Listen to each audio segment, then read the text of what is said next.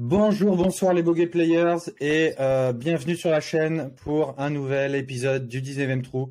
C'est le numéro 17 si je me trompe pas Alex. Encore une fois, on n'est pas ensemble.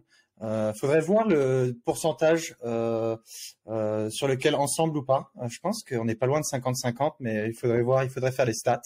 Mais en tout cas, merci d'être avec nous encore aujourd'hui. Si vous l'avez pas vu, on a sorti une petite interview sympa avec Monsieur Clément Sordet. Très récemment. Donc, allez voir ça après ce petit 19e trou. Et n'oubliez pas de vous abonner, de liker, de vous lâcher vos commentaires, nous dire ce que vous en pensez pour qu'on puisse continuer à améliorer la chaîne. Maintenant, passons aux choses sérieuses, à la journée, enfin, au week-end passé, ce qui se passe le week-end prochain. Et tout d'abord, ce que les gens veulent savoir, c'est Alex, comment vas-tu? Bah écoute, très bien, très bien. Comme tu l'as dit, Pierre, on est encore une fois un peu séparés. C'est vrai qu'on avait commencé à faire beaucoup d'émissions dans le salon et puis là, petit à petit, le ratio se redevient un petit peu à l'équilibre. Mais écoute, tout va bien. On a passé un bon week-end. Là, on a une bonne semaine de boulot, mais c'est avec grand plaisir qu'on est là pour parler un petit peu de ce week-end golfique qui a été enfin, chargé, c'est un grand mot, mais qui a été golfique.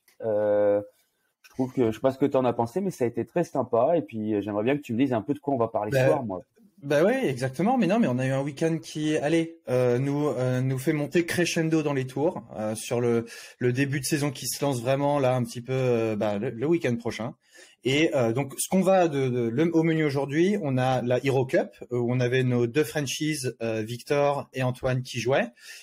Et aux États-Unis, du côté de Hawaï, on avait le Sony Open qui a été gagné par un joueur qui commence vraiment là à monter aussi dans les tours et qui vraiment devient un petit peu une star de ce petit monde de la petite balle blanche. Donc voilà. Commençons par la Hero Cup. Refais-nous un petit recap pour nous dire quel était le format et l'objectif. La Hero Cup, c'est une semi-Ryder Cup de préparation. On est du vendredi au dimanche. On a d'un côté l'équipe Europe continentale, donc vraiment l'Europe continentale, si je peux me permettre, face aux îles britanniques, donc qui prend les Royaumes-Unis, l'Irlande du Nord, l'Irlande, avec comme capitaine pour les îles britanniques Tommy Fleetwood et Francesco Molinari pour l'équipe d'Europe continentale. Et comme tu l'as dit, on a les deux Français, Victor Pérez et Anton Rosner, dont un qui a été invaincu de toute la semaine, c'est Victor Pérez. Grosse performance de Victor Pérez, un match nul le vendredi en 4 balles, 2 victoires en foursome et une victoire en simple le dimanche. Un très beau week-end qui marque peut-être des points pour la Ryder Cup en septembre. Je sais pas ce que tu en penses, mais... C'est exactement ça. Je lisais un petit article qui disait que au-delà de la victoire de l'Europe continentale versus les îles britanniques ou inversement, ce qui en ressort un petit peu, c'est que cette équipe de Ryder Cup peut vraiment être forte, pas parce que là on avait une potentielle équipe de Ryder Cup, mais parce que il nous manquait certainement 5 ou 6 des meilleurs joueurs européens qui n'ont pas joué malheureusement. Mais on avait quand même, ça nous a montré un petit peu les joueurs qui pourraient se glisser un petit peu dans ces places à partir de la 6e place jusqu'à la 12e. Et ils ont été très performants avec c'est pas que des Anglais et des Irlandais qui savent bien jouer au golf. L'Europe continentale a vraiment des très bons joueurs. On peut parler de Victor Pérez, évidemment. 3 points et demi sur les 14 et demi pour de l'Europe continentale.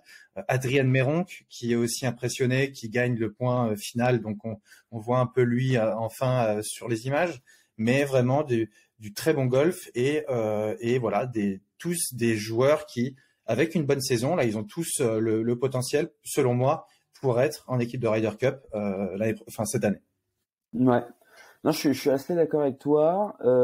Pour vous refaire un peu le débrief, donc on a eu des 4 balles, donc des doubles le vendredi.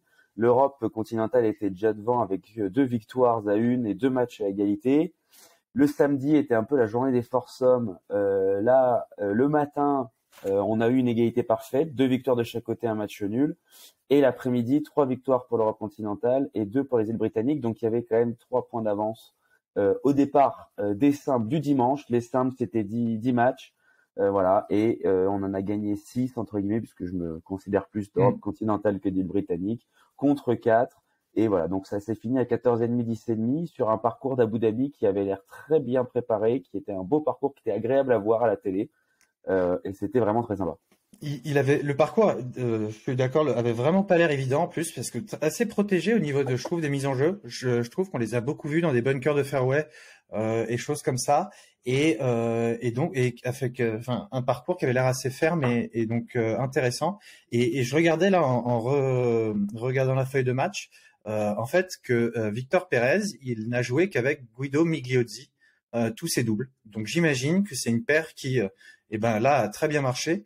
Et voilà, qui sait si on la retrouve pas en foursome le matin, le vendredi matin en Ryder Cup l'année prochaine à Rome. Ouais, mais après, je pense que Francesco, il a fait des premiers tests un peu le vendredi. Ils ont gagné.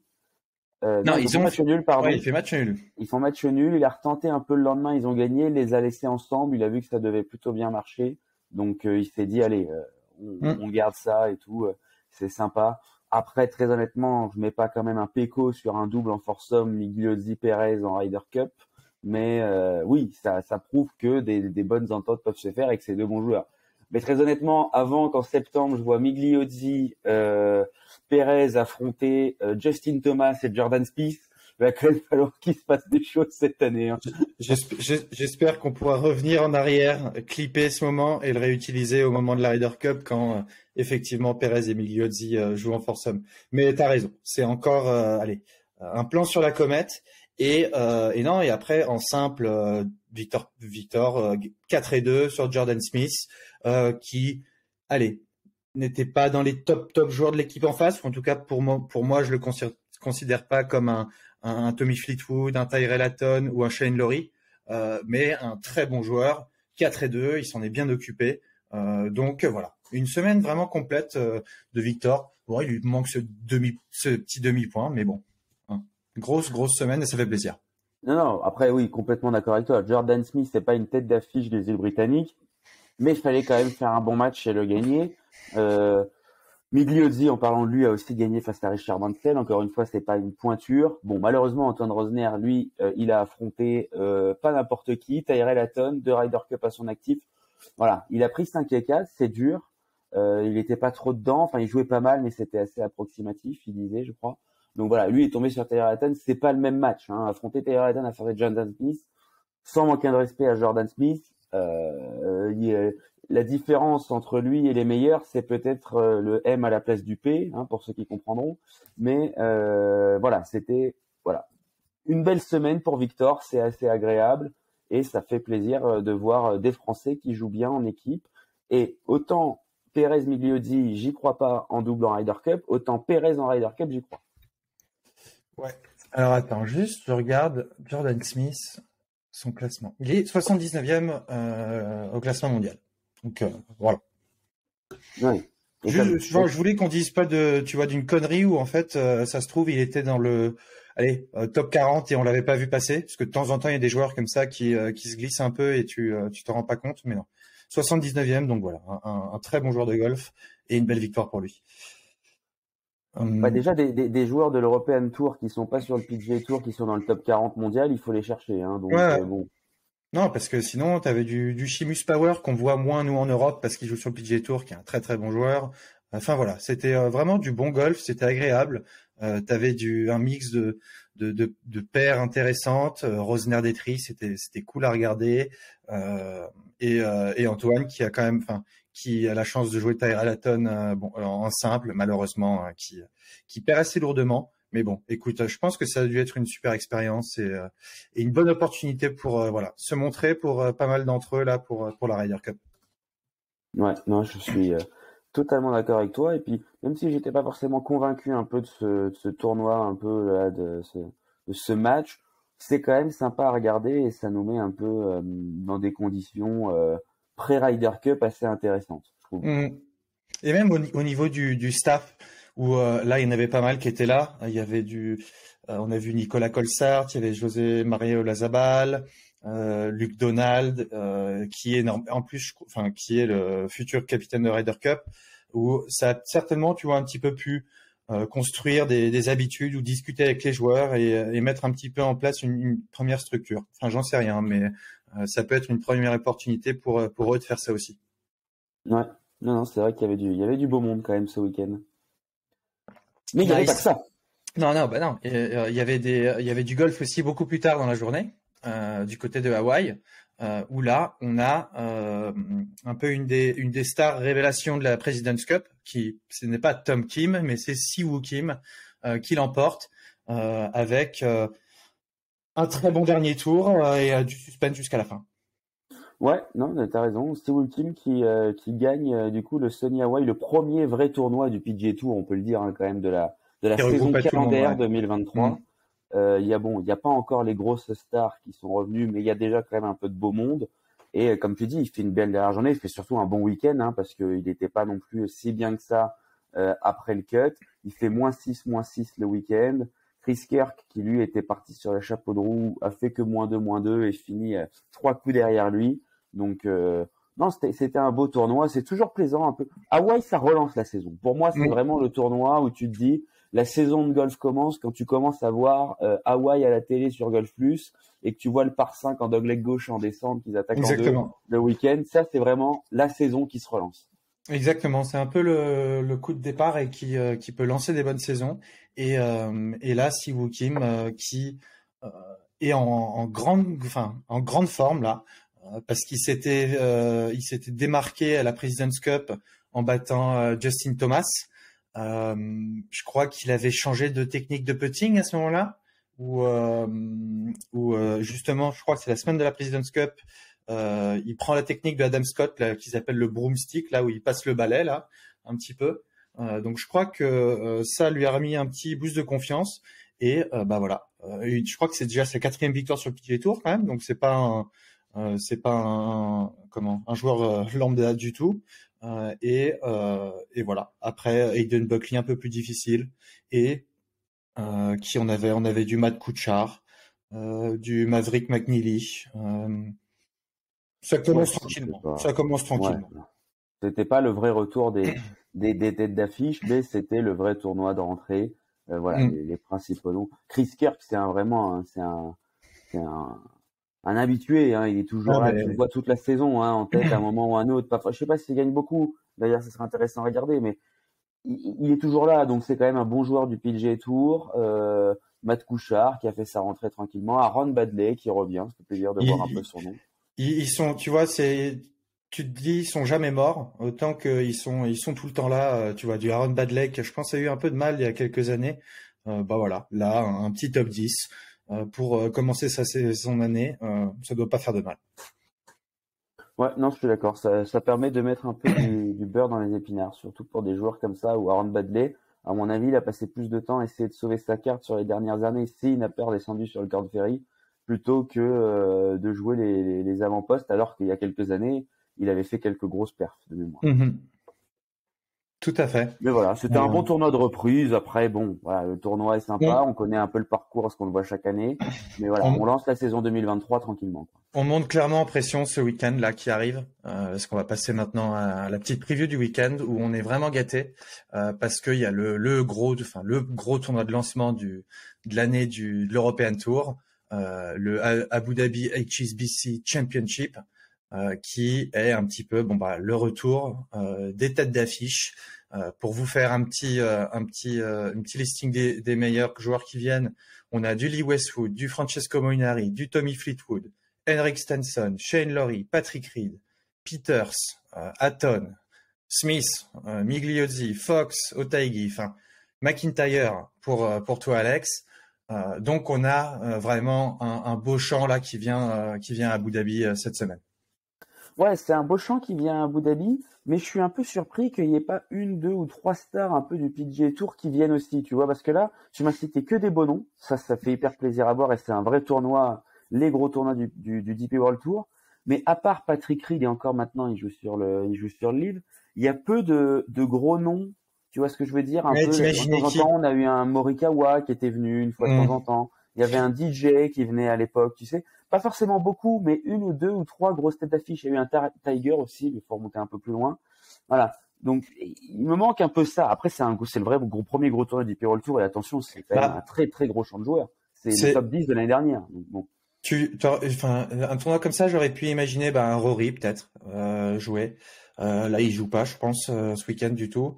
Un Ram peut-être à la limite, mais en fait, Exactement. je me rends compte que déjà l'année dernière, il avait joué aux États-Unis, là, le tournoi à la Quinta, où il aime bien aller, je crois. Donc, en fait, peut-être que c'est une connerie au fond. Mais je suis ouais, un petit peu d'accord avec toi. J'imagine qu'ils prennent parce que Morikawa, je crois, joue pas ce week-end non plus. Euh, et enfin bon, on verra. Mais il y a un gros champ aussi sur le PGA Tour. Euh, mais euh, mais bon, il y a par contre très très bonne nouvelle pour nous Français. Retour d'Alex Lévy qui après sa blessure en février de l'année dernière fait son retour et donc il jouera sur une exemption médicale en 2023. Mais ça fait très plaisir de le voir parce que c'est vraiment un gars que j'apprécie, qui est et en plus qui est trop marrant à regarder jouer pour enfin voir ses réactions un peu. Vous trouverez sur YouTube des vidéos de lui. Avec des réactions à se marrer sur le parcours. Enfin, il est collector, Alex, et ça fait très plaisir de le revoir. Et j'espère, là, j'ai vu des vidéos, il s'entraîne fort. Il a l'air de bien swinger et ça me ferait vraiment plaisir qu'il recommence la direct bien l'année, quoi. Ouais, non, ça fait plaisir de le voir. Je trouve aussi qu'il a perdu un peu de poids. D'ailleurs, sur les vidéos, ça m'a un peu choqué. Je trouvais qu'il avait vraiment minci. Ça avait déjà commencé un petit peu la dernière fois, enfin, avant sa blessure. Mais là, on sent vraiment qu'il a perdu un peu de poids. Il est en forme physiquement. C'est vraiment plaisir. Tu sens que c'est vraiment un bon gars. Donc, ça Ouais. va être cool de le revoir un peu sur les tournois. Et après, pour nos autres Français un petit peu qui seront là, on va avoir du Victor Pérez et du Antoine Rosner après l'Aéro Cup. Mathieu Pavon, Julien Brun, Julien Guerrier, Victor Dubuisson. Donc c'est à voir Et s'il tient les 4 tours, mais on va bien regarder si on le voit chipper. On va regarder si on le voit chipper. Clément nous a dit qu'il voulait le chipping du buisson. On ouais. espère le voir. Et puis il va peut-être falloir regarder dès le jeudi parce que souvent à partir du vendredi il est plus là. Ah, oui, s'il faut, tu fermeras l'ordi de boulot et tu regarderas un peu de golf sur Golf Plus et c'est tout. Non, mais oui, bah oui, pas beaucoup de Français malheureusement parce que enfin c'est un tournoi assez select quoi, donc c'est pas malheureusement pas tout le monde ne rentre. On a, je crois, 3 Français dans les 5 premiers de la liste d'attente. Je crois que c'est Robin Sio qui est premier, Clément qui est troisième et Jiang Wang qui est cinquième. Donc ils sont tout près de rentrer. Malheureusement, je pense que là on est mardi soir. Nous, s'ils sont encore là, je ne sais pas comment ça marche et à quel point ça peut sauter, mais je pense que ça me paraît au moins compliqué pour Clément et Jiang Wang. Mais allez, pour Robin, on sait jamais. Hein. Et surtout, est-ce qu'il est déjà sur place? Parce que s'il apprend demain qu'il commence le jeudi, C'est une bonne question. C'est une bonne il n'y a pas question. de reco, il n'y a rien quoi. Et je pense que les joueurs ils s'enregistrent un petit peu le lundi ou le mardi. Donc maintenant la liste, je pense que là mardi soir la liste elle est désormais un peu officielle, je dirais. Hein. Il faudrait demander à nos Ce serait copains une, qui sont plus au ça serait courant. une bonne question pour la prochaine interview d'un de nos joueurs. Ouais, on va aller chercher l'information et on la repartagera. Mais donc ouais, un beau tournoi, c'est un super parcours et donc ça va être un beau champ, un bon tournoi. Et avec nos Français, on va voir un petit peu là comment Victor et Antoine enchaînent et comment les autres se sont préparés, ont profité des fêtes et comment ils lancent la saison 2023. Ouais. Mais en plus, ce qui est bien, c'est qu'on n'aura pas que ça, parce Non, que non. on a le American Express Preview aux États-Unis sur le parcours de La Quinta, qui est un tournoi, si je dis pas de bêtises, qui va, il n'y a pas du Niklos un peu, un truc comme ça? Si, alors il joue sur 3 parcours. Ah oui, c'est Euh, ça. il joue sur un truc Pit Dye, il me semble. Alors attends, c'était quelque part ici. Alors Pit Dye Stadium Course, Niklos Tournament Course et La Quinta Country Club. C'est la première fois, ça, non? D'habitude, c'était principalement La Quinta, non? Quelque chose comme ça? Non, je crois, enfin en tout cas ça fait au moins quelques années qu'ils le font comme ça, parce que je crois que c'est un truc où ils se disent c'est l'opportunité tous les ans qu'il y ait des 59, c'est quand les mecs jouent la Quinta Country Club. Et donc c'est à chaque fois les scores les plus bas sont là-bas. Et donc ouais, comment il fonctionne ce tournoi, c'est que tout le monde va faire 3 tours et il y aura un cut après 3 tours parce qu'il faut que chacun puisse jouer les 3 parcours. Et on a quand même 10 joueurs du top 20 mondial qui y seront. Donc là, on a quand même du lourd et 3 du top 5. Donc ça enfin, il pourrait y avoir un peu de feu d'artifice quand même. Ouais, voilà, c'est sûr que là, c'est un vrai champ de joueur. On parlait du champ de joueur du DP World Tour. Là, celui-là, il est encore plus élevé. Il y a les meilleurs joueurs du monde qui vont jouer ce tournoi-là. Ça va être vraiment le tournoi. C'est vraiment là. On disait il manquait un peu de tête d'affiche au Sony Hawaii Open. Là, vraiment, ça va être vraiment le gros tournoi de reprise. Ça va faire plaisir de les revoir. On va voir un peu qui est en forme, qui ne l'est pas. Et c'est un peu une reprise, quoi. C'est pour eux, c'est voilà, c'est des tours compétitifs et puis gros champ de joueurs, et puis il y a des points à aller chercher dès le début, mettre la pression tout de suite, gagner le premier tournoi de l'année, ça met toujours en tête que tu peux Mm. aller chercher un majeur. Hein. Bah là, t'as Scheffler, Rahm et Cantlay qui sont les trois meilleurs au classement mondial qui sont là. Enfin voilà, hein, c'est tu gagnes là, tu vois, c'est dans la bataille. Si on allez, si on veut déjà un peu Netflixer un petit peu l'histoire golf et y mettre un peu de drama dedans, tu vois, c'est là, tiens, début de saison, t'as Rahm qui vient, tu vois, assommer la concurrence dès le début, quoi. Enfin un peu si on veut dramatiser le tout quoi. Mais non, mais une super opportunité et on va avoir du super golf dans en plus des super environnements où tu as de la super vue sur de la montagne un peu désertique. J'adore. J'aurais bien aimé vouloir avoir l'opportunité de jouer dans des parcours sur des parcours un peu comme ça, jamais mais ça a l'air cool. Bah, il n'est pas impossible qu'on le joue un jour. Ouais. Quand les Vogue Non, Players mais seront connus, on ira à la Quinta. en plus tu sais t'as le rough qui est jaune. Parce qu'ils font alors je vais pas les termes de greenkeeping, mais ils font du overseeding sur les fairways pour leur donner la vraie couleur verte pour que ça allez, ressemble quand même à du golf et ils le font juste pas pour les roughs. Donc tu as vraiment ce petit dessin très contrasté qui est vraiment cool à regarder. Enfin voilà. Moi je m'éclate aussi visuellement dans cette belle nature. Ah, mais toi, t'es un puriste, Pierre, je l'ai toujours Ouais. dit ça. Moi je m'arrête, je regarde tu vois, j'écoute les petits oiseaux chanter, Ouais, t'es un puriste. je profite. T'es un vrai puriste. Non, mais voilà, c'était un peu la preview de ce week-end. Après, est-ce qu'on avait un peu des petites news à vous partager là, hein? Qu'est-ce qu'on a un peu trouvé sur les réseaux sociaux, sur les différents sites? Yes, il y a deux trucs cool, enfin deux, trois trucs cool même, enfin cool, qui sont, qu'on a trouvé intéressants. Déjà, il y a le livre qui recommence assez bientôt, je pense. Je pense que mars, c'est début mars que ça reprend. Où apparemment ils auraient trouvé une chaîne, comment ils s'appellent ça, un diffuseur pour montrer ça à la télé. Donc voilà, c'était un des objectifs, je pense, du livre pour que commercialement, j'espère qu'ils ont pu, qu'ils signent un bon deal. Mais l'idée, c'est de commercialiser les droits pour faire de l'argent, pour être un petit peu, on va dire, plus viable. Encore qu'ils seront très très loin de la rentabilité, mais première étape potentiellement, les premiers, un truc important selon moi. A priori, le premier tournoi, ce serait à Mayacoba au Mexique, le fin février, du 24 au 26. Ok, donc ouais, c'est dans 5 semaines quoi. Ouais. Ils vont jouer pas mal, ils vont jouer un peu partout, j'allais dire pas mal en Europe. Oui et non, ils jouent au Mexique à Mayacoba, ils vont à Adélaïde en Australie, ils vont à Valderrama en Espagne, à Singapour. Ils bougent un petit peu partout, c'est assez sympa. Mais ils vont pas à Rome aussi? Ou je me trompe? Pour l'instant, c'est pas officiel apparemment. Ah. Enfin, c'est pas dans le calendrier officiel.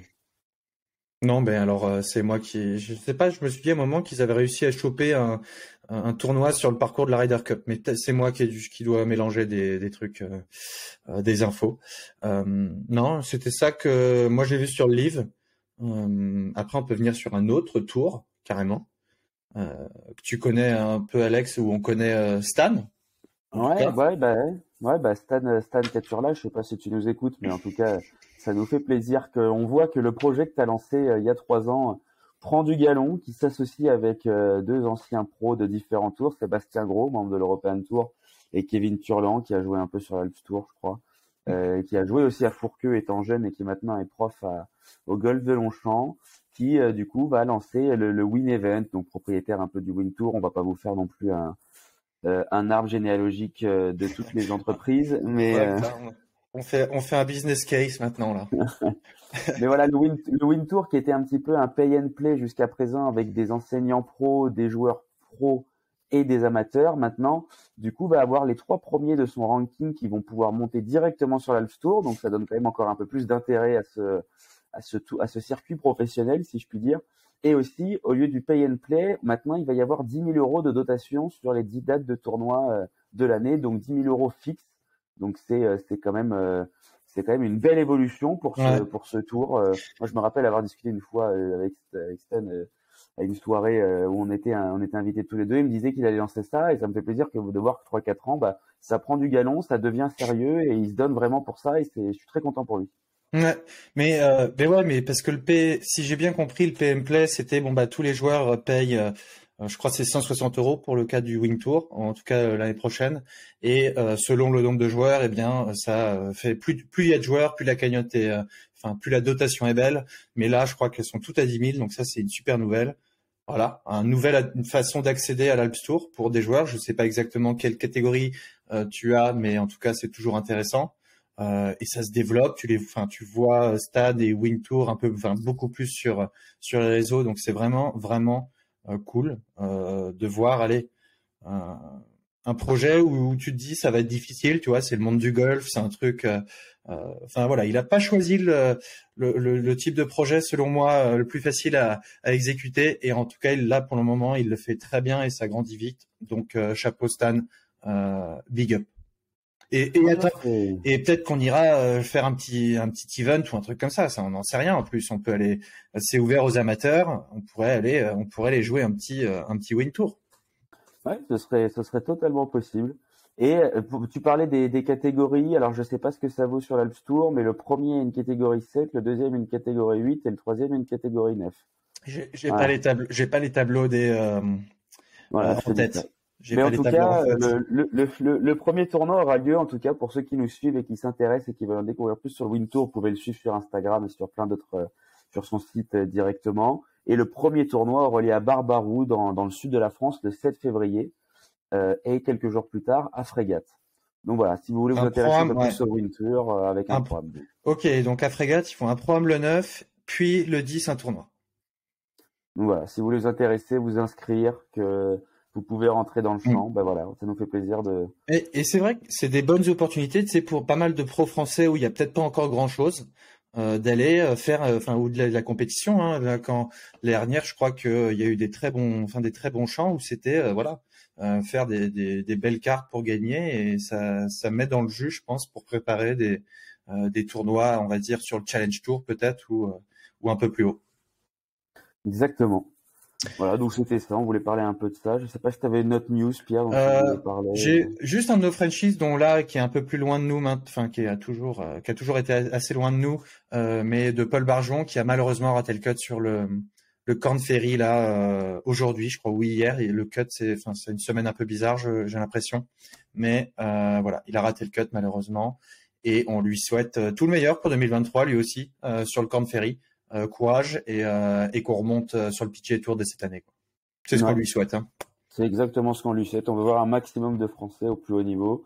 Il avait réussi à choper sa carte pour le PGA Tour. Il l'a pas gardé avec leur nouveau système là de après 10 tournois. On refait le calcul et voilà. Alors qu'il avait galéré avec le Covid, il devait monter en 2021. Ça a été repoussé en 2022 parce qu'ils avaient élargi sur 18 mois. Je sais plus exactement glissant.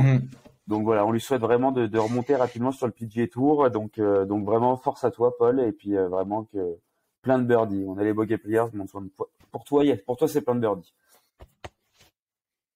Bon voilà, écoute, compact, c'était de la bonne info. Il y a du bon golf et hâte de vous retrouver les bogey players la semaine prochaine. Encore un grand merci. Ouais, exactement. C'était l'épisode 17. On est toujours là. 2023 s'annonce passionnant. Et on est toujours là, nous aussi. Donc voilà, c'était un bon week-end. Il y a un bon week-end en perspective. Et puis je vous souhaite, moi en tout cas, et je pense que Pierre aussi, on vous souhaite vraiment une très bonne semaine. On a hâte de regarder ce qui va se passer ce week-end. Et puis on vous dit à la semaine prochaine. Allez, à plus.